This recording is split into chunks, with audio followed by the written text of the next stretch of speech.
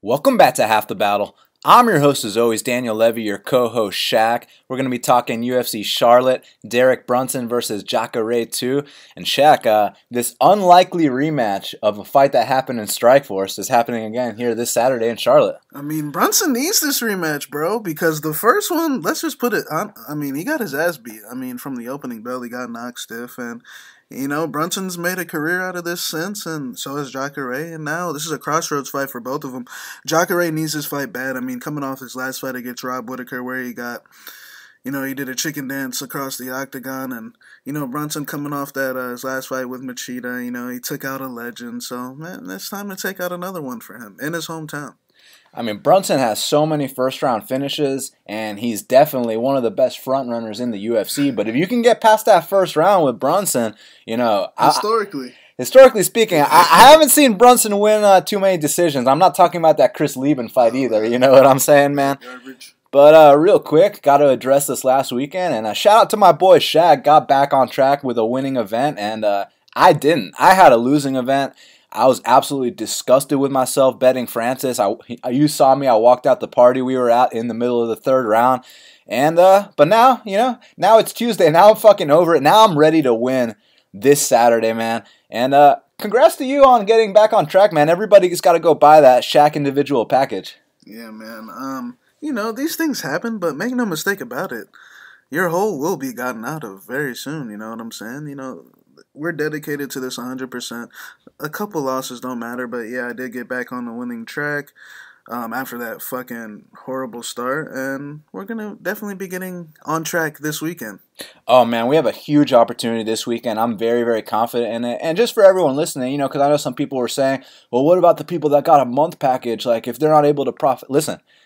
If you got a month package and you're not profiting, you get the next month free. Like, this isn't about us taking a buck from you. This is about you profiting. So until you profit, you're going to get this service until you profit. But that being said, most of our members did sign up for a year because they know the value that we bring to the table, Shaq. They know we are long-term winners. They know I am 3-0 on years. And I'm about to make it 4-0, Shaq.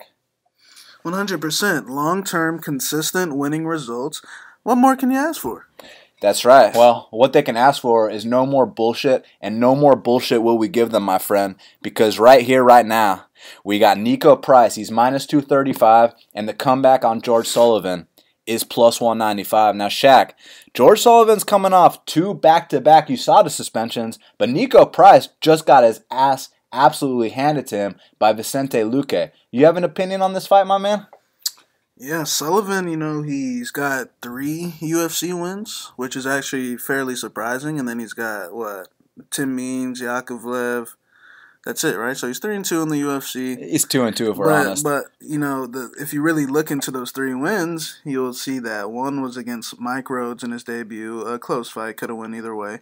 And then, he fought Igor Araujo, who's one of those, Brazilian weasels looking to flop to his back and roll for leg locks. And, the guy didn't want to be there. And then his other one is against Dom Waters, who took the fight on a week notice. And, if you watch the fight, more of the same, pulling guard, flopping to their back, wanting a way out. Now, granted, Sullivan won those fights, but then when he fights the real guys, let's be honest here, Alexander Yakovlev was 0-2 at welterweight, fights Gray Maynard, ekes out a decision against Gray, and then comes against Sullivan and looks like a world champion. He fought Kamaru after that. So all I'm saying is I don't think Sullivan, at 36 years old, 2-year layoff, this is where the USADA suspension matters. Now, he can say whatever he wants about, fertility, this and that, all that bullshit, but the fact of the matter is, his skills to begin with before USADA were very, his defense, he's burning himself out with all this unnecessary throwing that he's doing. He just throws with no purpose. None of the strikes have anything on him. He's a tough guy. He's willing to push. But I think a guy like Nico Price, who, was on quite the streak before his last fight, and those things happen, man. Like we always say, when you're undefeated, it's always time to get that ass beat. It's always time for that first L. Look at my boy Ngannou. Exactly. And look at Vicente had to take his first L, and Vicente had to give Nico his first L, man. I think Nico's improving. I think his boxing's getting better, even though his stats, look like that. His stats show that he does get hit twice more than he lands. But that's what happens when you're fighting Alex Morono's guys that can move on the outside and switch step and come in with angles. Guys that really know how to strike. Sullivan's just a tough guy out there striking. As we're at Morono, Juban, Vicente Luque, these guys actually know what they're doing now. Even Thatch, even though he sucks on the mat, he can actually strike a little bit. Brandon Thatch, these guys, and I just think Nico's too rough for him. I think Nico's a gamer. I think Nico loves this more. And I think Sullivan's a tough guy coming to fight, but I just don't think he has the skills to compete at this level anymore. Maybe 3-4 years ago he did. He could hang around and beat some guys, back when he was fighting those guys, but not anymore, man. I think his style is outdated. I think Nico Price is going to dominate here. Listen, George Sullivan's about to turn 37 years old, and he already sucked when he was 35 years old. So, I mean, he also sucked when he was 33, Shaq, and now he's coming off 2 back-to-back USADA suspensions. This is where USADA matters. USADA doesn't matter when it's Mateus Nicolau, who's fucking 24, or Brian T. City, who was 24. It matters when it's Guido Canetti, who's 38. It matters when it's George Sullivan, who is about to be 37. This is where USADA matters, and it's funny because Nico Price is going to look so good in this fight that his next fight he's going to be like a minus 300 favorite in a spot where it should be closer. But George Sullivan's the kind of guy that there's only one reason he didn't get cut, because they were thinking, all right, which one of our young up-and-coming welterweights can we give an easy win to? And, I think they like how Nico fights. Nico takes fights on short notice. His first 2 UFC fights were on short notice. They were both wins inside the distance. He gets a full camp against Juban. Now, initially, I kind of wrote that win off. I kind of discredited that win, Shaq, because I was like, oh, Juban's so chinny, this and that. You watch that fight again, and that straight he hit Juban with, that wasn't a matter of chin. That was a fucking missile, man. And I'll tell you right here, right now, in half the battle, if George Sullivan gets hit with that same shot, or any shot in the arsenal of Nico Price, he's gonna take a canvas nap, because when you make Alexander Yakovlev look like a future world champion, that's when you know what kind of jobber you are. He's a grade A jobber. I mean, listen, like you were saying earlier, Yakovlev was 1-2 in the UFC. He could barely eke out a win over Gray Maynard. He couldn't even put away Gray Maynard, you know what I'm saying? Then he goes out there against Sullivan and looks like fucking George St. Pierre, you know what I'm saying? Man, blast doubles him twice, knocks him out stiff. And we saw after that, Alexander Yakovlev couldn't even win another fight, man. He was in there with Kamaru. I was like, oh, he's turned a corner, this and that. He ain't turned shit, So Cummins beat his ass. Yeah, so listen, man. Now Sullivan's coming back. And by the way, for those that don't know, he hasn't fought since the Yakovlev fight. In his whole UFC career, look, I thought he lost to Biggie Rhodes. And what about the Igor Araujo fight? The dude's huffing and puffing after round 1. He's huffing and puffing after round 1, and then Dom Waters fight. Dom Waters is pulling guard. That's the only reason why Sullivan won that fight. You know who's not about to flop to his back like a fucking pussy? Nico Price isn't about to flop to his back like a bitch. So I think Nico's going to win either by KO, by submission. But as you know, Shaq, we like to pick guys that we know if this goes the full 3-round distance, we're capable of winning a decision. Now, even though Nico has only won 1 decision in his career, I still think that if Sullivan is somehow durable enough to take these shots, which I highly doubt because I think he's getting knocked out, but if he's durable enough to take these shots, I think it's going to be a 3-round ass whooping, and Nico Price is swinging the hammer. So I got Nico Price here. I think he's going to welcome George Sullivan back to the UFC after that 2-year layoff. And then if George Sullivan wants to retire, he can retire. But if he wants to go beat up some bums in the local scene, or if he wants to fight some up-and-comers that would love a win over a UFC vet, I know a lot of friends that would love to fight him. I know my boy Jared Gooden would love to fight him. I know my boy Eli Winner would love to fight him. So, George Sullivan, come take this L, and then come take some more L's in the NFC, my man. Now, next up, female, what is this, strawweight, my man? Is this flyweight? Who gives a fuck? But we got Justine Kiepe. She's minus 335. And the comeback on Ji Yeon Kim is plus 275. Now, last time Justine Kiepe fought, she shot the bed. But now she's a minus 335 favorite. Now she's not fighting Felice Herrig. And I got to tell you what, I am a fan of Justine Kiepe's style because she's relentless. It's quote-unquote balls to the wall. What do you say for chicks? Vag to the wall. But bottom line, man, she fights with that spirit. She fights with that heart. She trains out of Black House. And she'll fight until the job gets done unless you're simply better than her. So my question for you, Shaq, is Kim better than her? the thing is with Keisha's style is that it presents a lot of openings. You know, she likes to come in there with her chin right up, straight up in the air. She likes to bang. She likes to come in recklessly. She likes to give up her back going for takedowns. I mean, the openings are there for her opponent in every aspect. It's just a matter of can you deal with Keisha's rough style, because we know Keisha's a chick that will break chicks just on will alone by just going, and not stopping. And sometimes these chicks can't handle it. And that's how I see the fight coming out. I see Kim, probably landing a few good punches early, when the emotions are running high. And I feel like eventually Keisha will just be too much. Just the pace, the tenacity will just be too much. And she'll end up squeaking out a 29-28 decision. But, Keisha's a tough chick, man. I mean, just the fact that she didn't tap from that choke against Herrig says enough about her. And, Jeon Kim in her debut against Pudilova, I mean, she showed that she had some good movement and hands, but when things got tough, she folded. This is true, and one person that's not going to fold is Justine Kiepe. I mean, she's willing. Anything can happen to her, and she still won't tap, if you know what I mean, Shaq. So, look, I think she's going to throw everything but the kitchen sink at Kim, and it's about if Kim can counter, if Kim's technical enough, if Kim has the heart to deal with a chick like Kiepe, because Kiepe has heart for days. She has an incredible backstory, too. Go look it up. I got Justine Kiepe by unanimous decision here. Lightweight division. This is a good one, my man. Vince Picelli's -110, and Joaquim Neto BJJ Silva is also -110. Now, they call him Neto BJJ. He is a Brazilian Jiu-Jitsu black belt. I call him Neto Muay Thai because this motherfucker can bang, huh, Shaq? Yeah, man, Neto BJJ. I'm sure you guys know I've been high on the kid for a very long time.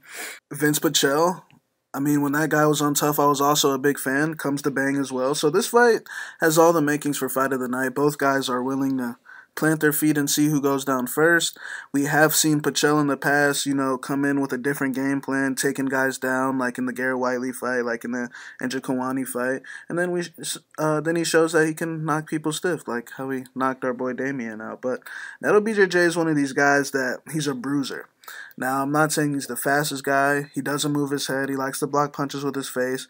But in terms of gameness and in terms of just being a bruiser, like, Neto's the guy that he can land one overhand right and your eye could be swelled up and shut. You know what I'm saying? Just look at the physique of the guy. He's in great shape. He has a great doctor in Brazil. I mean, he's got the best needles and vitamins down there. You know what I'm saying? And the guy comes to fight every single time. He's undefeated. Only lost to Glaico França was on Tough to submission. And, as far as I see this fight, I see, Vince possibly being a little more experienced, even though he's only fought one time in, 4 years? And, And it was a first-round knockout, too. Exactly. And, I don't think Vince, I wouldn't be shocked if Vince wasn't coming to bang. I think that he might be looking to get a takedown here, because we saw Reza Madadi get several takedowns against Neto BJJ. But the thing is, Neto BJJ's get-up game is so disgusting. Like, the way he pushes the head, the way he works back up to his feet.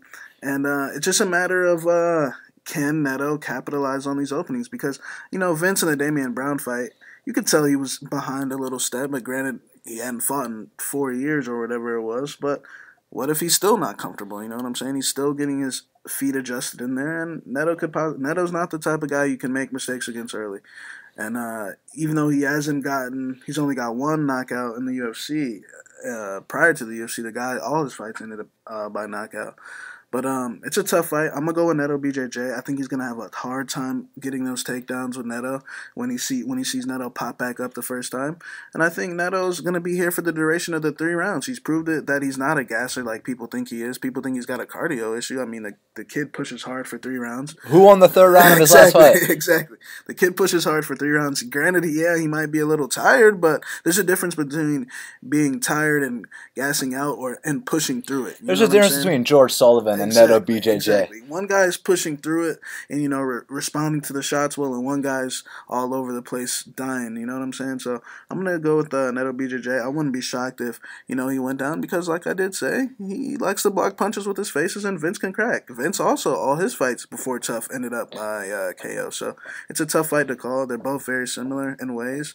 I'm going to go with Neto BJJ, but I'm going to sit back and enjoy it. I actually would be surprised if Vince knocked him out because Neto BJJ has a very similar quality to Josh Emmett, and that's the quality that you hit this guy with your hardest shot, you're going to break your hand on his head. Like, he's one of those guys, whereas I love Damian Brown, friend of mine, friend of the show, always been an awesome dude, but I don't think Damian Brown is as durable as Joaquim Silva, man. I just think that the way Joaquim is built, Neto BJJ, like just the way he was born or his doctor in Brazil, whatever the deal is, the guy is durable. Now, that with that being said, he's also a little slower.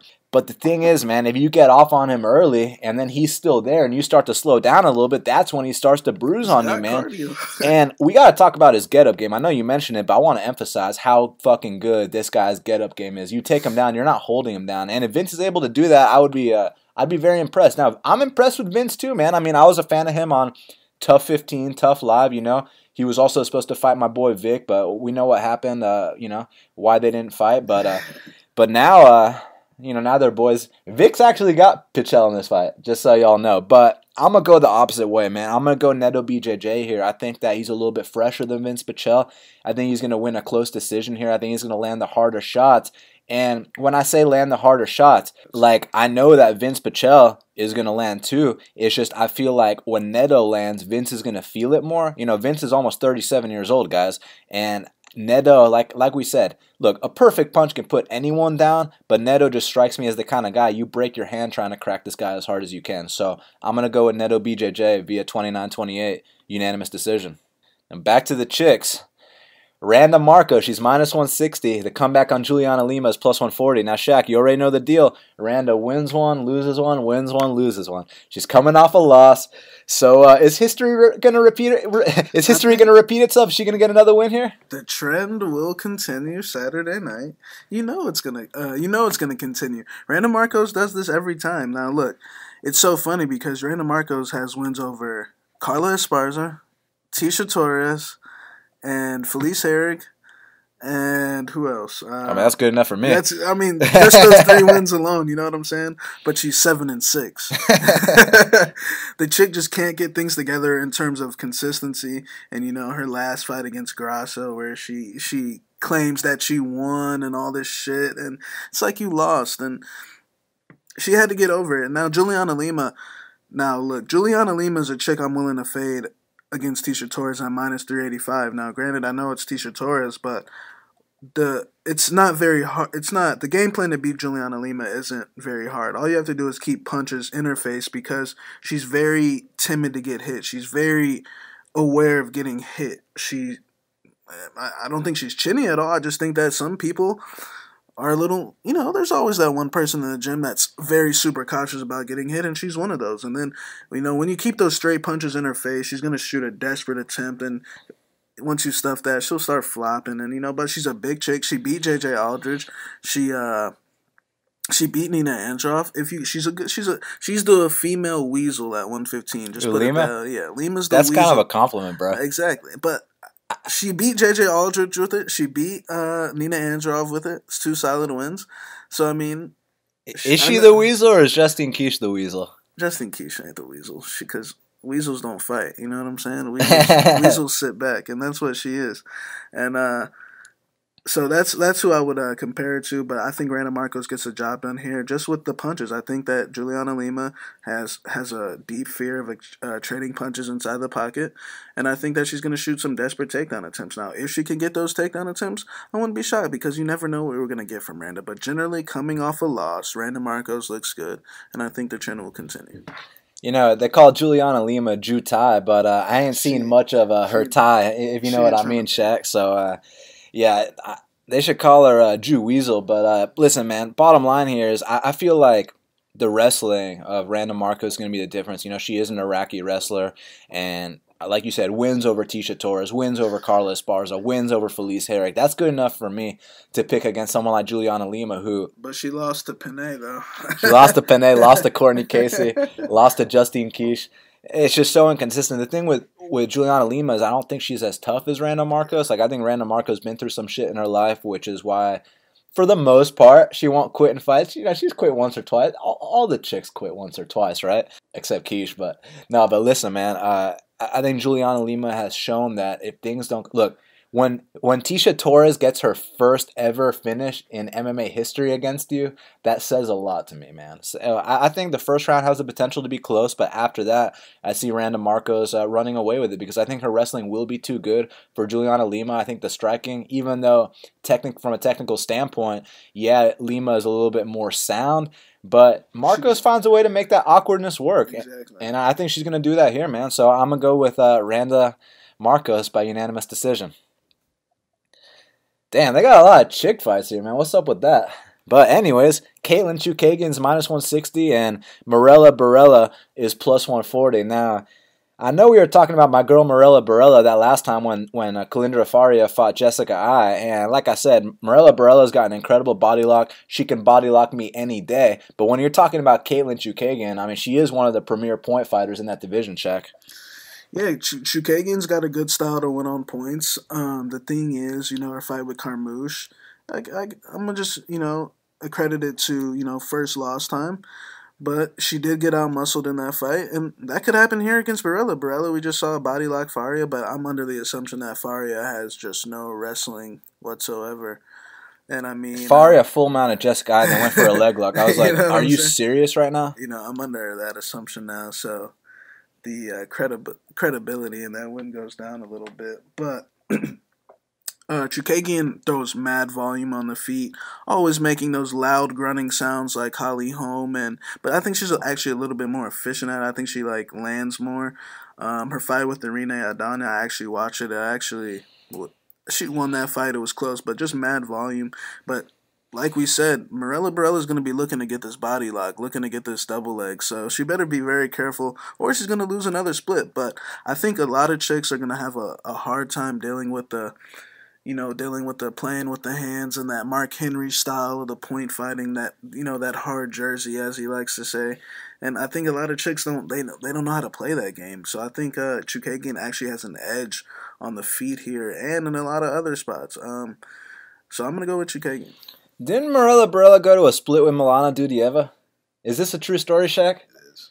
Yeah, I mean, that's all I got to say. When you go to splits with chicks with mom quit, and look, I guess Borella just had a very favorable matchup against Faria. And look, even though I personally thought Faria beat Jessica Ai, it just shows you that kind of level. Like, Faria is head-to-head with Jessica Ai. She's going to splits with Jessica Ai. That's the level she's on. Borella is a step above that, but I think Chookagian's 2 steps above that, and it comes down to what kind of lessons has she learned from that Liz Carmouche fight. Is she going to get grinded again? Is Borella's body lock really as good as I think it is and all that? But bottom line, in a past lifetime, just like Holly Holm, Caitlin Chookagian would have been a fucking tennis player with those sounds she makes, man. And she wears the skirt and everything. You know how this shit goes, bro. So I think Blonde Fighter is going to get a 29. That's her fucking name, bro. I think she's going to get a 29-28 unanimous decision here. Blonde Fighter? Yeah, All right, Mirsad Bektik, he's minus 620, and the comeback on Godofredo du Pepe is plus 460. Now, last time we saw Mirsad, he was about the same size favorite, and he dropped the ball in a way where, you know what I'm saying? When you get head kick knocked out by Darren Elkins, and by the way, I know it says that's only his first pro knockout loss, but between you and me, it's his second pro knockout loss because we all know Chas Skelly knocked him out with a knee in the second round of their fight. Go back and watch it. So he's got 2 knockout losses, and Pepe, as you know, you saw his fight with Noad Lahat. He knocked out Noad Lahat with a flying knee. Fucking Bektik's has an issue with dudes that throw kicks and knees. You think he's going to get knocked out for the 3rd time here, or you think the minus 620 price tag is here for a reason? This is a fight I want nothing to do with. Neither guy's trustworthy. Bektik, I feel like, he's beating guys on the feet and he's shooting these unnecessary takedowns when he has these guys hurt on the feet because maybe deep down he's not comfortable, eating punches. He's been knocked out before. Pepe is definitely not comfortable eating punches. I mean, you hit that guy one good time, and definitely going to be starting to flop into his back. Me personally, I can't have any action on a guy that's going for flying triangles and flying armbars. Granted, he'll get one every blue moon like he did against Fili, but And Deshaun Johnson. Yeah, exactly. As far as a long term situation, I want nothing to do with it. I'm gonna take Mersad here just because I think he's a little tougher. I think when things don't go Pepe's way, he'll start doing his general Brazilian weasel tactics, and he'll start flopping to his back, going for triangles. So I think he'll concede the position to Mersad, even if it went 3 rounds. But I think Mersad has his way in this fight. Well, you know what's interesting? You said when things don't go Pepe's way, he tends to, lose. Well, when things do go Mirsad's way, he loses too. Because you saw that Darren Elkins fight. You saw that fucking Chad Skelly fight. I know. I also saw the Lucas Martins fight, and I saw him come back from getting illegally kneed by Chad Skelly and dominating the rest of the fight. You know what I'm saying? And making the kid quit. So he didn't come back from nothing against Darren Elkins. I'll tell you that right now. I mean, Darren Elkins is on a 6-fight win streak. Darren Elkins knocked the fucking blue streak out of his hair, man. I don't know what the fuck was up with that, man. And it's so funny. During the first round of that fight, people are messaging me saying shit like, "Oh, Bektik could beat Max Holloway today." I'm like, take it easy, And look, Pepe's a vet, man. When he got dropped by Shane Burgos, he didn't just rush back up to his feet and start charging. He sat on his back. He waited for the ref to let him up. He took his time to recover. That's some vet shit. Some pussy shit. I just think that Mirsad is better than him everywhere. It just comes down to Mirsad not getting clipped and going down. Because, look, Mirsad's chin is questionable in my eyes, but so is Pepe's. Pepe's been knocked out 1,000,000 times, but then when Pepe finally saw his Brazilian doctor, and you saw Mr. Magma up on that scale, but now we got USADA. Now it's a different time. He's still a little bit more ripped than he was when he first came into the UFC, but he ain't that same fucking dude that was flying kneeing Noad Lahad and flying triangling Andre Fili. He's not that guy anymore. So I'm going to go with Mirsad by a late ground and pound TKO. This is a good fight right here. Bobby Green, he's minus 155, and Eric Koch is plus 135. Now, a couple years ago, man, I mean, we could have been saying this fight could have been for a top 15 spot, but now it's for a fucking roster spot, Shaq. What they could have been. Eric Koch was supposed to fight Aldo twice. Yeah, cokeheads. Shout out to cokeheads. Eric Koch. When you call your fan base cokeheads. Yeah, when you have a cokeheads tattoo on your arm. Oh my god. Your kids are gonna see that. It's just it's unfortunate to see where things have went. The Lamas fight, the Dustin fight, the Crookshank fight. And the Clay Guida fight. The Bobby Green situation, he also is a victim of Dustin Poirier. And I mean, ever since that ACL surgery and that quad surgery, he's never been the same. When you're a guy where your whole game relies on speed and instincts and, fast reactions, and, you turn 30 and now your knees and legs aren't moving the same way they once did, then, you go on a run like Bobby has. In his last fight against Lando, I thought he lost, to be honest. I thought Lando won that fight 2 rounds to 1. Even with the point deduction, it should have been scored for Lando, in my opinion. But it is what it is. Bobby is a tough motherfucker. When Bobby gets street in there, then it's going to be a real fight. Now, Koch can actually win this fight because, I have a suspicion that Bobby, I feel like he trains, but I feel like, he did say he has a lot of baby mama drama. He did say he's got fucking a hell of a life. When you got baby mama drama and, I'm not going to get into his personal life, but let's just say he could be doing more things, you know what I'm saying? And he's admitted that. He said that his life, he hasn't been able to train the way he's wanted to because his life is just too crazy. So, Eric Koch can actually win this fight if, he can land a left head kick or a straight left. But the thing is, when's the last time Eric Koch threw? Against Rafaelo Oliveira. Exactly. And that was how long ago? That was pre-Reebok. The thing is, you can't count on that guy throwing. So, therefore, I don't want any part in this fight. I'm going to sit back and enjoy and let the two shells of themselves fight. I'm still a big fan of both guys. I mean, when Koch was coming up in the WC and Bobby was coming up in Strikeforce, I was big fans. But I'm going to go with Bobby Green by split decision. I think it's going to be close. I think he will get rocked at some point in this fight, but I think he'll turn it up late and make it a little street fight, and I think he'll scrape out a decision. Yeah, it's an interesting fight, man. I know if you go on Bobby Green's Instagram, my dude been doing that lean. He's got that styrofoam cup, the Sprite, the Jolly Ranchers, the rainbow colors in his cup. So, I mean, when you're doing that kind of shit, man, all I know from from personal experience back in high school, I don't know if you can get into a fist fight on a Saturday night inside a steel cage if you're doing that lean, man. And the thing is, maybe you can because Eric Koch refuses to throw a fucking thing. But the thing is, I feel like you said, man, with Bobby's style, he relies on that speed, he relies on that athleticism. You see with these kind of guys, I'm not going to compare him to Roy Jones or Anderson Silva, but he tries to be like those guys, and you saw what happened with those guys when they got older. Speed is the first thing to go. If you're a power puncher, that's why, look, I know Rampage is a terrible example because he just got his ass beat, but you know, a lot of Dan Hendo, for example, his last fight ever was a championship fight against Bisping, and even though he lost on the cards, he still dropped him like 2-3 times because power is the last thing to go, but speed's the first thing to go. And Bobby's the guy that relies on his speed. I think his speed is gone after all those surgeries, after all those ass whoopings, because he used to be able to fight with his hands down, slip every punch, brush his shoulders, wave you on. I remember when I cashed that plus 250 against Josh Thompson, but those days are long fucking gone, and Eric Koch is a complete shell of himself. Eric Koch, he's hit or miss. He doesn't even show up on fight night, but the thing is, look, if this turns into a street fight and it gets Hood in there, I think Bobby Green will win, but I don't think it's going to get to that point because I don't think Bobby's got enough left for that. So I think Eric Koch's going to high kick, knock him out. It's going to be very sad, but Koch will get back on track here, so I'm going to go with the dog, Eric Old Breed Koch. Now, first fight of the main card, lightweight division, Drew Dober, he's minus 175, and the comeback on Frank the Crank Camacho is plus 155, man. Now, Frank's coming off a top 5 candidate for fight of the year against Damian Brown. They literally stood up and banged for 3 straight rounds. No one fell. They just kept eating each other's shots. But now he's moving up a weight class. You know he couldn't make 55 the last time. Now he's fighting at 70 against a vet in Drew Dober. So what do you think, man? Who you got? Frank Camacho's fight with Damian Brown, I thought it was a great fight. I thought he showed great cardio for a guy that was missing weight. They exchanged punches nonstop for 15 minutes. Drew Dober, 4-4 in the UFC. Like, he's in my 500 fighter category. Win, lose, lost to Efrain.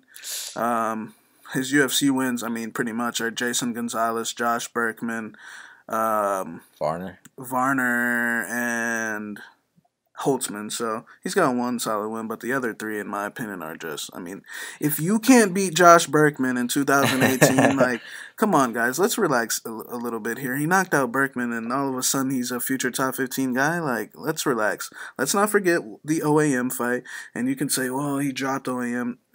So what? That was the only thing he did in the fight. He got completely wiped out. Now, I understand Frank Camacho in the past. He's actually been fighting pro since he was 15 years old, and he's 28 years old now. You know what I'm saying? So the guy's got a lot of miles on him. But, but from Dober, Dober's a guy that, exchanging punches, he's super stiff. He's got especially at 55, he's super stiff. So maybe going up to 70, but he's fought at 70 before. He fought at 70 against Sean Spencer and lost.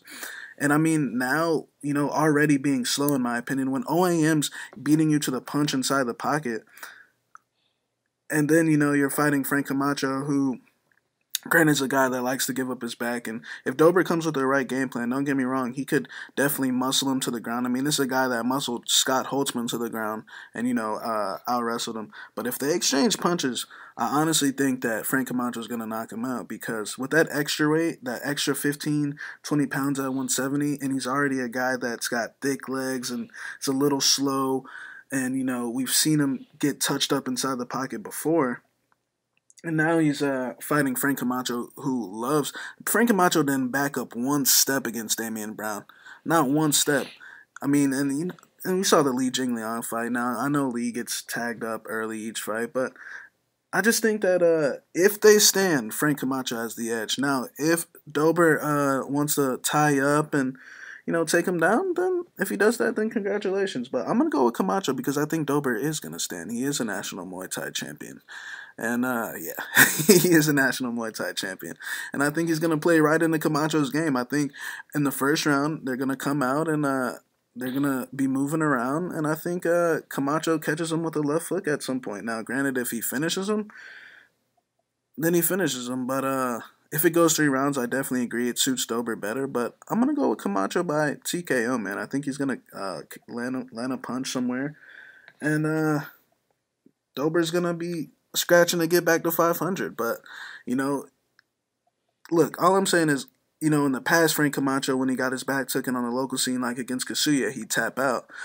His last fight against Damian Brown, maybe he turned the corner a little bit because Damian did get on that back and he didn't tap. He didn't find his way out like he did in the past. Now, granted, if that happens again, will he do the same thing? I don't know. But plus 155, I actually think it's dog or pass in this situation. I would not bet Dober, a 500 fighter, 4-4, minus 175 in the spot because I honestly don't think he has too many advantages in this fight.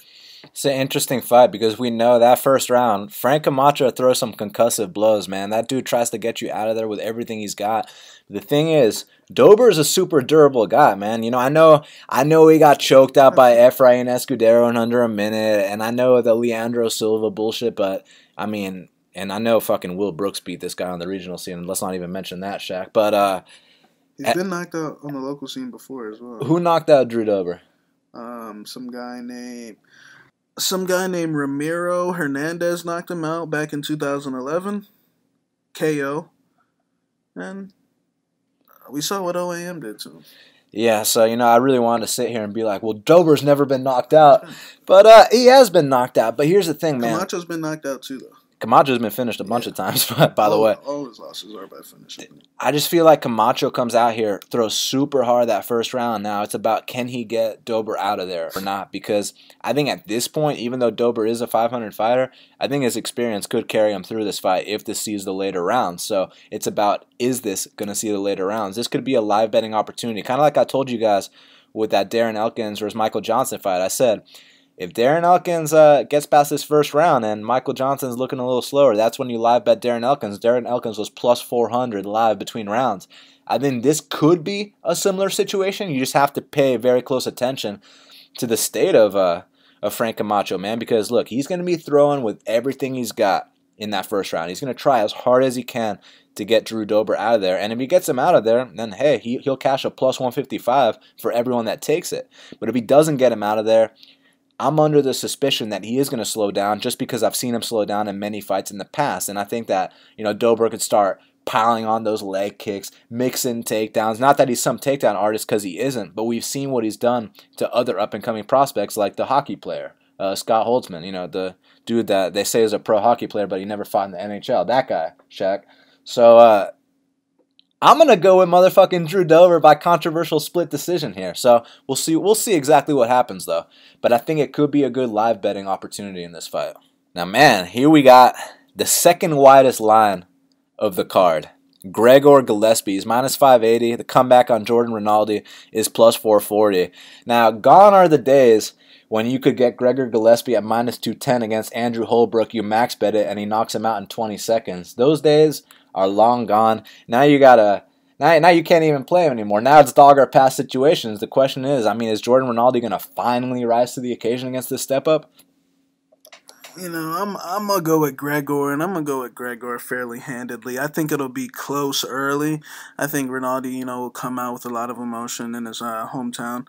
But I think eventually that national championship wrestling drive will just kick in, and Gregor will end up, breaking the kid. But I think Gregor long term might have to drop down to 45 because when you think about the size, Rinaldi's way bigger than him. Rinaldi's one of the bigger lightweights.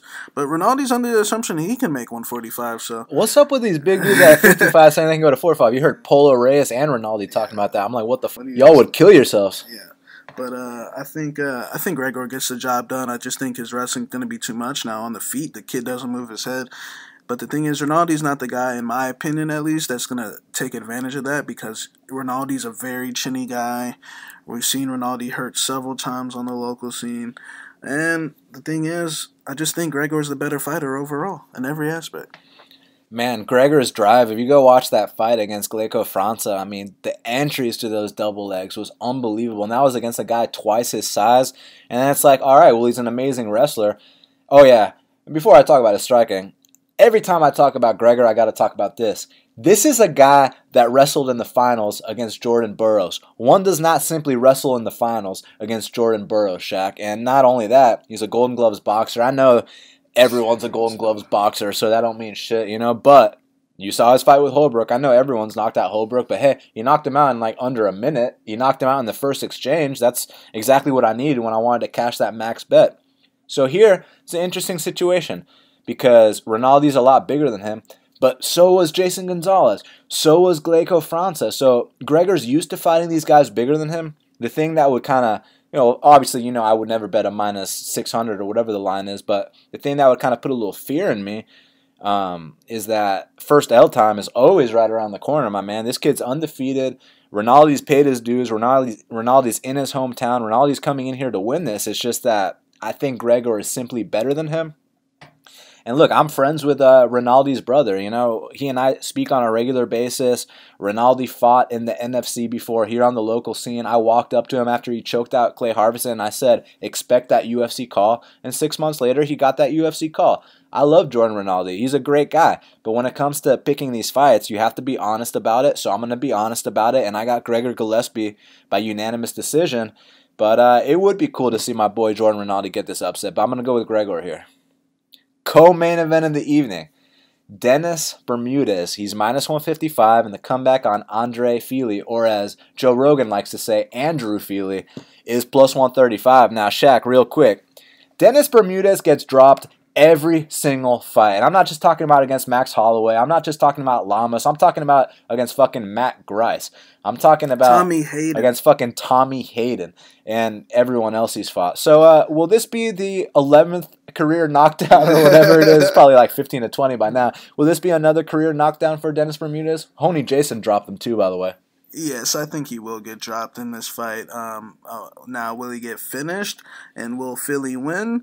Is another thing. Bermudez, the guy's on the tail end.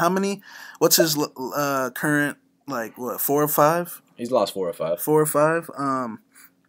The Elkins fight, going into that fight, I thought that was a good fight for him because I thought, he had Elkins beat in every aspect, wrestling, speed, cardio, power. And it turns out Elkins is the better wrestler now when Dennis is the D1 wrestler.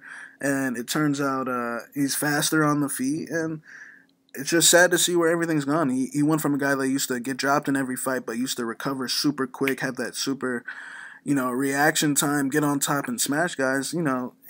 He allegedly beat Max Holloway, even though me, you, everyone here know that the only peoples to really beat Max is Connor and Dustin. So the fact that Bermudez's name is on that list is disgusting, but I just think, Fili, now when we get to Fili, his fight with Calvin Kattar, people think he dropped the ball, but when you really think about it, he's just not on Calvin Kattar's level. And the fact that he didn't get finished when my boy Hurricane Shane had to learn a hard little lesson this past Saturday, and shout out to Hurricane Shane because he fought like a man. But Fili, his next fight against Artem Lobov, drops him with that head kick, but he fought very cautious. I think Artem has that ability to, scare guys with the way he fights, just willing to, stand in exchange like that. But, yeah, some of the exchanges were getting a little hairy. He did wobble a couple times in there. The thing is, I think Bermudez is completely done. I think Bermudez eats one punch on the chin, and I think he's so prone to flash knockdowns now because, he used to be able to push a pace. But now he's not able to push that pace because I think he's either a USADA victim or he's just gotten old and took in too much damage and he can't push that pace anymore. Getting dropped 100 times doesn't help that chin, I'll tell you that. Exactly. So I think he's on that state. I think Fili's got a little bit more left in the tank. Make no mistake about it, Andre Fili is also on the downslide, if we're being honest. It's just that Dennis is completely on the downslide. And I think Fili is going to get his first win streak in the UFC for the first time in his career, beat the second top 15 guy of his career, Hakan Diaz and Dennis Bermudez.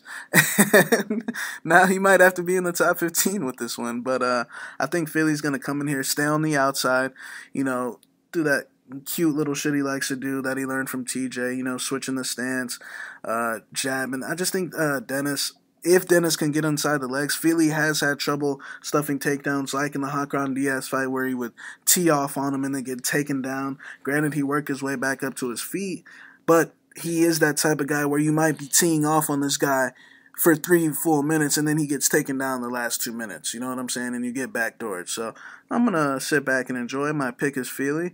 I'm going to say finish. I'm going to go with the finish. Second round TKO, but I'm going to go with Fili. Yeah, I kind of have to go with Fili too, just because, like you said, Bermudez actually is completely done. The dude cannot take a punch whatsoever. They put him in there with Korean Zombie, who's one of my all-time favorite fighters. I mean, as you see, I have a framed, signed picture of Korean Zombie on my wall with him versus Leonard, one of the best fights of all time. But when Korean Zombie's coming off a 3-4 year layoff, and you can't even look good against that guy, and Korean Zombie didn't look good in that fight, by the way. He looked like shit. He looked like a dude coming off a 10-year layoff, and Bermudez still got knocked the fuck out. And then, he's getting walked. He's getting Matt Hughes picked up and walked across the octagon, slammed against Elkins, and Elkins is the fucking man. Make no mistake about it. But you would think a D1 wrestler like Bermudez would be able to stop all that and keep it standing, and he wasn't able to do that. I just think that even though Fili history shows that win one, lose one, win one, lose one. But don't buy into that kind of bullshit. Look at Dan Hooker. That's a myth. He finally put his first UFC win streak together, and I think that Fili has the potential to do that as well, man. And, I think he's going to come out here and knock out Dennis Bermudez with a head kick. Now, the thing with Fili is he only loses to top guys. Aside from Pepe when he got caught with that fucking flying triangle, he only loses to top guys. Max Holloway, Calvin Kattar, Yair Rodriguez. These are all top 15 guys. And with Dennis Bermudez, even though, he also only loses to top guys, he gets dropped by dudes that, that are retired. He gets dropped by dudes that aren't even top 100. Tommy Hayden, Matt Grice. Like, come on, man. So I don't see why Fili can't come out here and lay this dude out. And I'm going to be happy for Fili when he gets his first UFC win streak. And I do think there's value on the dog. It's just that there's one of these situations where, like you were saying, Shaq, he could be teeing off on Bermudez. Then he gives up that one blast double, ends up on his back for the last minute. The judges score it for him, and you're like, oh my God, Fili. It's like, we won the fight, but we didn't win the fight. Like, remember that fucking Kalindra Faria fight? We drop her with a head kick, and then we do a bunch of dumb shit. You just can't really trust a guy like Fili, even though I do think he's going to come out here and win this fight. And he is able to mix it up, because as you know, you remember what Conor said. Conor didn't know he was you know what I'm saying? Because he was able to mix in the takedowns. And not saying he's going to be able to take down a D1 wrestler in Bermudez, but I do think he has the acumen to keep the fight standing. I mean, he's working with guys like Josh Emmett every single day. He's working with Chad Mendes every single day. Those are the perfect prototypes. Those are the perfect body types to deal with a guy like Bermudez, who's short, stocky, with a little bit of power. Not as much power as Emmett, not as much power as Mendes. So he's working with better versions of Bermudez every single day. I think that'll aid him to victory here. I'm going to go with Andre Fili for the slight upset. Main event of the evening. Ronaldo Jacare Souza. He's minus 155, and the comeback on Derek Brunson is plus 135. Now, I know our boy Brunson been doing some work here in ATL with Manu, but the thing is, Manu can give you striking skill, but can he give you mental strength? This is another fight where a lot of these guys' history is very questionable. We know what happens with Brunson if you can extend the fight, go a longer fight. His style really isn't suitable for 5-round decisions.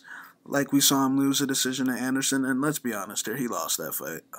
I bet Anderson. Yeah, he lost that fight, and there was no robbery about it at all. But Brunson, if he knocks Jacare out stiff, that would be the ideal way. First round, stay in his face. I think Jacare's chin is completely shot. It's just a matter of don't let him get confident and don't let him believe that his chin can take the shots. Because the second you let him do that, then he's probably gonna extend this fight and break Brunson. I think Brunson has to put Jacare away early, or the momentum's gonna go to Jacare's side. And in his hometown, I think he will. I think Jacare's chin is completely shut. Robert Whitaker, I think, did a number on him. At least Brunson came back from the Robert Whitaker. That was horrendous. But I think Jacare's at that state now. I think he's about to be on the Machida state. I feel like he's about to be on. He's taking a lot of hard shots. Now, I think there is a difference between the two guys in heart. I think Jacare's tougher. I think Brunson, the second you let Brunson know that bullshit's not working, you're not about to come in here and just bulldoze me over. I think Brunson checks out, and I think he starts backing up, doing the Tyron Woodley, backing up into the fence with your hands down. Or I feel like he just starts making these unnecessary attempts at these big bombs, and they're not landing like the Robert Whitaker fight. That shit was disgusting and horrendous. But I'm going to go with Brunson. I think he gets the biggest win in his hometown. I think he catches Jacare early, similar Machida style, and I think he gets the biggest win of his career. You know, it's interesting because people think of Brunson as this wrestler, but he's actually a habitual first-round finisher. He's got 11 first-round finishes on his resume, Shaq.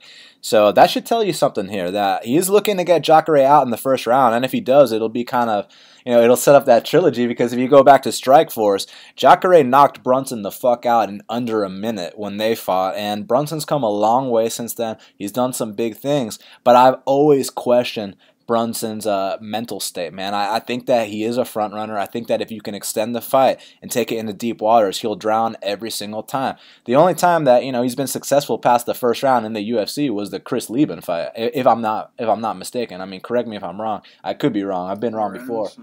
Or when he fought a dude Lorenz Larkin, who's a welterweight. Okay, congrats. And by the way, he lost those stand-up exchanges, if you remember. But so 2 times he's won when the fight's been past the first round, against Chris Lieben, who was on Oxycontin and he's retired now, and Lorenz Larkin, who's a weight class below. Aside from that, the dude can't go past the first round.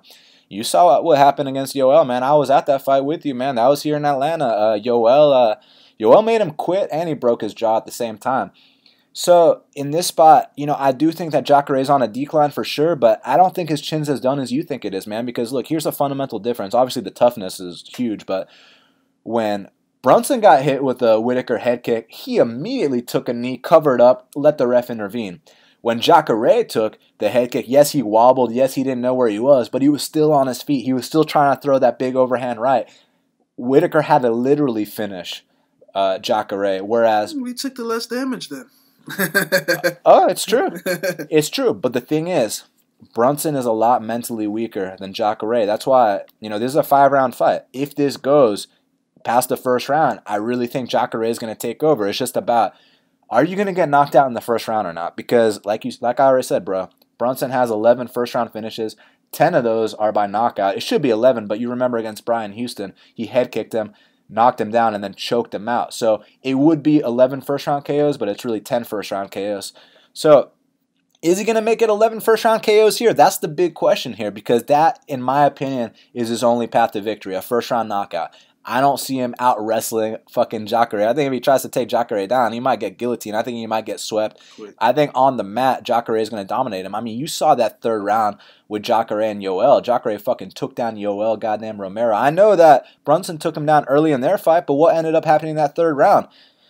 Brunson quit. Brunson got his ass beat. So if this turns into a real fight, a battle of wills, a fight where both their hearts are on the line, Jacare is going to run away with this and finish Brunson. But if it's a first-round finish, I got Brunson. So again, this could be another live betting opportunity if this goes past the first round, because I'm very confident Jacare will win past the first round. What I'm not confident in is, can he take that, that Brunson blitz in that first round? And that Brunson blitz, look, it's ugly, man. He runs in with his chin straight up in the air. He's so hittable. He's so counterable, but he hits like a truck. You cannot deny the power in that left hand of Derek Brunson. That's the reason he has 11 first-round finishes on his resume. So it's about how much is left in the chin of Jacare.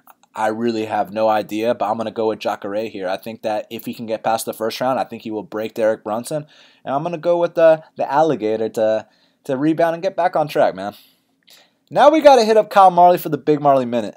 And joining us now on the Big Marley Minute is the 7-times DraftKings qualifier, Kyle Marley. Kyle, what's going on?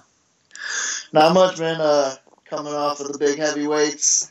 Glad I got that one right. On to the next.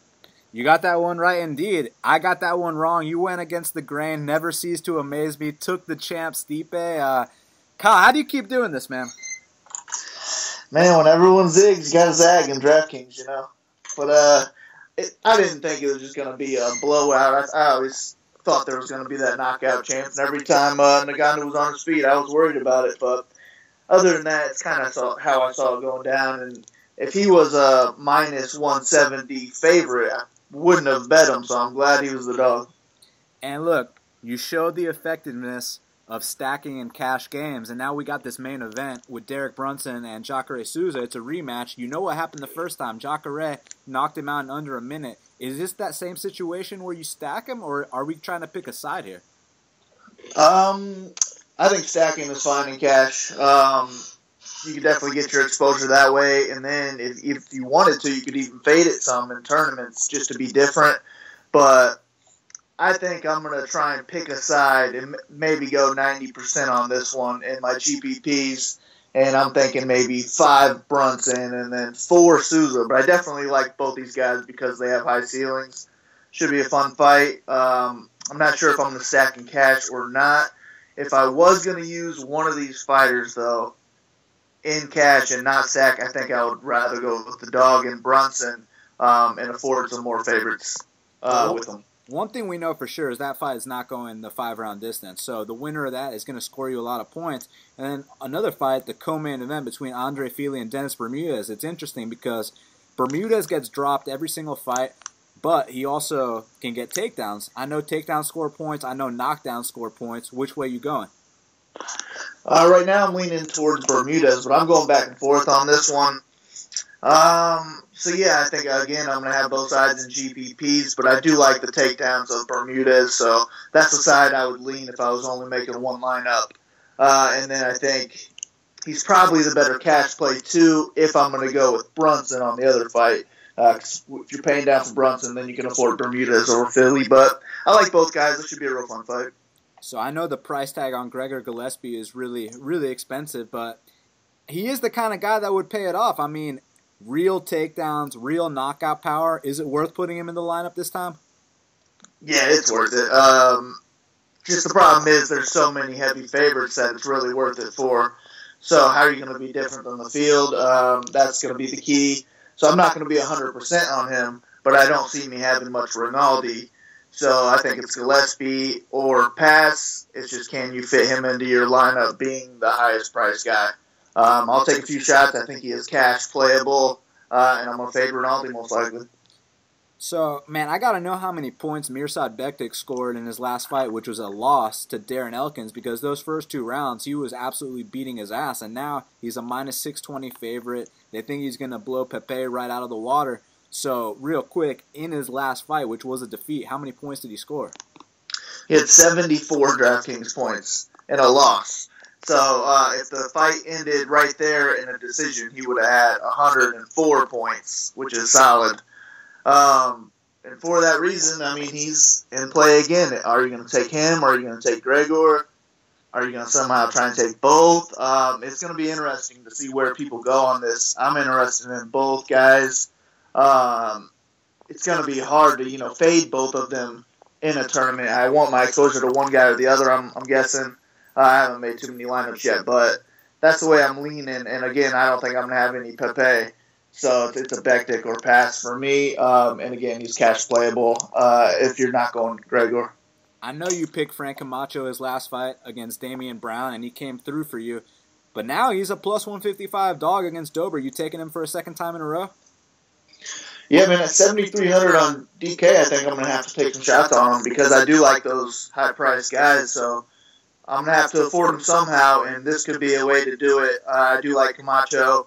I'm not sure if I'll fade Dober completely, but if I'm picking a side here, it's definitely going to be Camacho at 7,300 when Dober's at a high price of 8,900, where I would just rather get the Gillespie or Bektic, something like that. One guy I really like from my lineup is Nico Price. I have a feeling he's going to be highly owned, but I also have a feeling he's going to pay off that salary cap with flying colors. I'm taking him. I'm not playing Sullivan at all on DraftKings. Are you the same way? Yeah, I'm not going to play Sullivan at all. I think that's probably the way I'm going to go. It's just, I don't know if I can afford a whole lot of Nico Price if I'm going to go with Gillespie or Bektic. It's just going to be too hard to squeeze them all in my lineup. So I'm going to have to take a few shots on all of them. If I'm making 10 lineups, I probably want, 3 of each of those guys. It's just, how am I going to squeeze them all in there when I don't love a whole lot of dogs on this card? Camacho's one, but I'm going to have to do some searching to find more. But I do like Nico Price, so I'm liking him as well. It's just he's so close price to those other guys. I don't know if I like him more.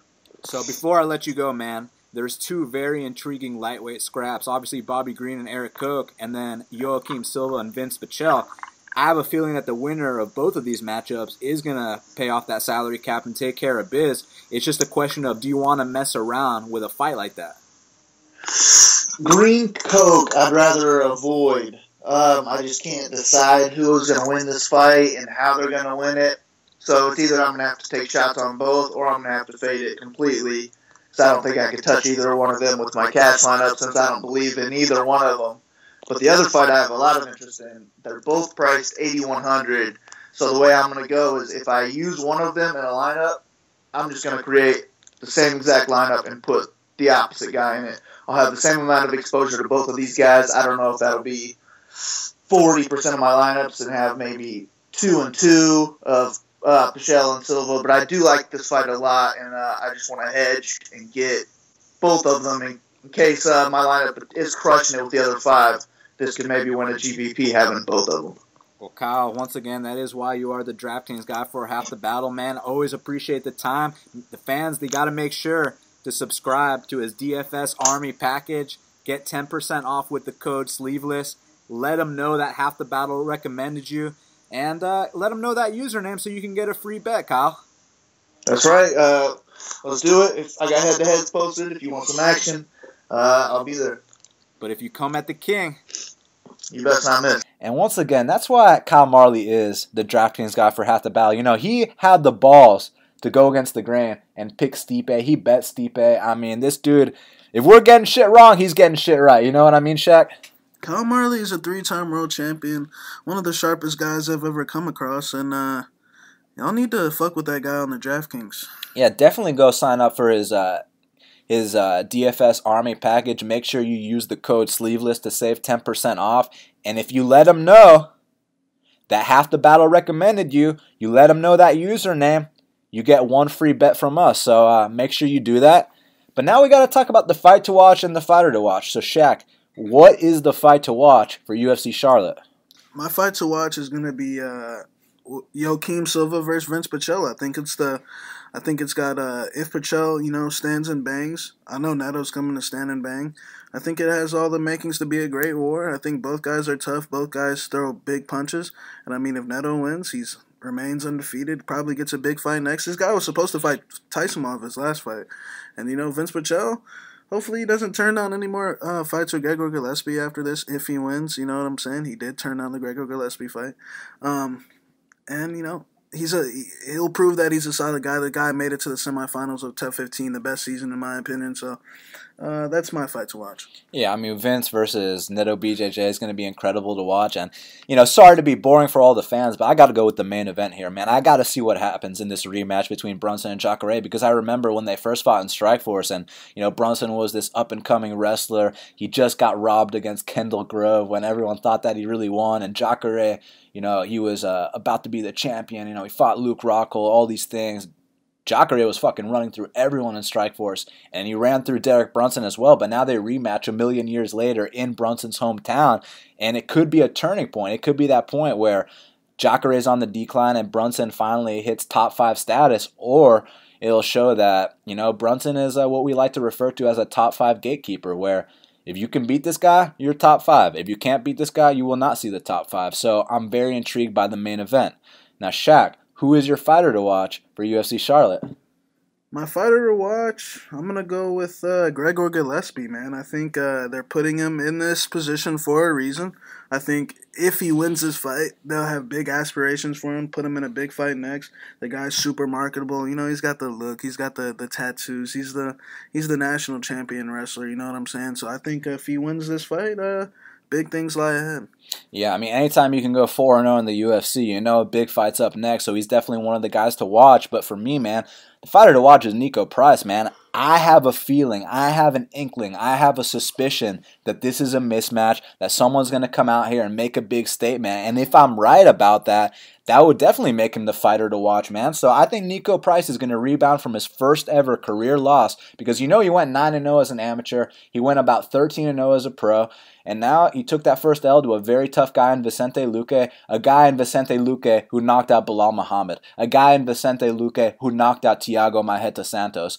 So now Niko gets this bounce back against a guy coming off 2 USADA suspensions. I think he's going to put him away in the first round. Niko Price is your fighter to watch. Well, Shaq, we did it. It's going down this Saturday, UFC Charlotte. Man, I'm so pumped to get back on track. You already got back on track, man. You already put up the big number last week. Now we're about to put up another one, and I guarantee the fans this weekend we're coming out with that W, Shaq. 100%, and I suggest everyone, you know what I'm saying, first week or two was a little rough, but now it's really about to take off. Now we're about to go on a little streak here. Mark my words. It starts this Saturday. Easy money on FS1, and we'll see. We'll see. You can hit that cap or tech after a certain time when I say, and you see what the pick was, and see that easy money. But we got individual packages, we got VIP packages, we got basic packages. And, if you don't like me and you like Dan, get his individual package. If you don't like him, but you like me, get my individual package. Or VIP, you get a heads up on all the plays a week out in time sometimes, maybe even a couple weeks. Some of my VIP guys know a play in Austin, which ain't even until, February? So, we got good things going on. And make no mistake about it, we will be winning Max Bet season this weekend. And Max Bet season has just begun, just so everyone knows, and it's going to be continuing for the next couple weeks and months, man, because now we got past that buffer zone. Now the real mismatches come. Now we get to take advantage of opportunities. I cannot wait. Make sure you follow Shaq at MMA Genius 05. Make sure you follow me at Best Fight Picks. Go to bestfightpicks.com for the plays. Subscribe to Half the Battle on iTunes, SoundCloud, YouTube, and Stitcher. Hook up those 5-star reviews on iTunes. Now is the time to sign up at maxbetseason.com, at bestfightpicks.com, because we will be getting the job done this weekend with that W. Make sure you follow our new Instagram, Best Fight Picks Official. Again, Best Fight Picks Official. Follow my Instagram, Shaq_BFP, and we respond to any questions or messages.